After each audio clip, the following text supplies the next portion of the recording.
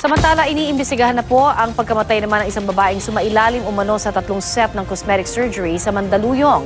Ang mga doktor at nurse na nagretoke sa kanya, nagsumiti na po ng ilang dokumento sa pulisya. Balitang hatid ni Cedric Castillo. Dahil lang sa 3 set ng cosmetic surgery, ang mga ngiting ito ni Cheryl Saturnino, hindi na masisilayan ng kanyang mga mahal sa buhay. Sa operating room, pagdating namin, ayun, nakatakip na siya ng kumot.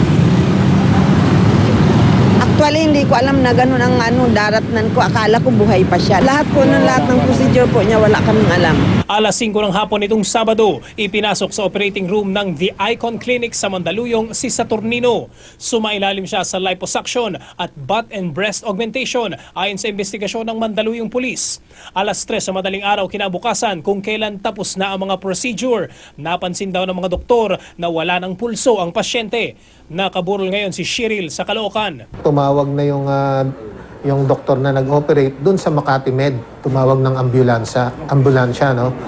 Na tinry nilang ma-revive to around 2:40 pero nag-expired siya mga 3:21. Pinuntahan ng mga magulang at kaanak ni Saturnino ang opisina ng The Icon Clinic. Inalam namin kung how much did she pay. So nalaman namin kung magkano and then we requested for a refund.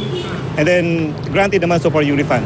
Yung family ba pakakasuhan ng clinic o ipapaubayan niyo sa pulis? Oh, well, we're contemplating on that. We're just waiting for the result of the histopathology exam. Bilang bahagi ng investigasyon, nagsumiti na ng dokumento at lisensya ang mga nagsagawa ng procedure kay Saturnino.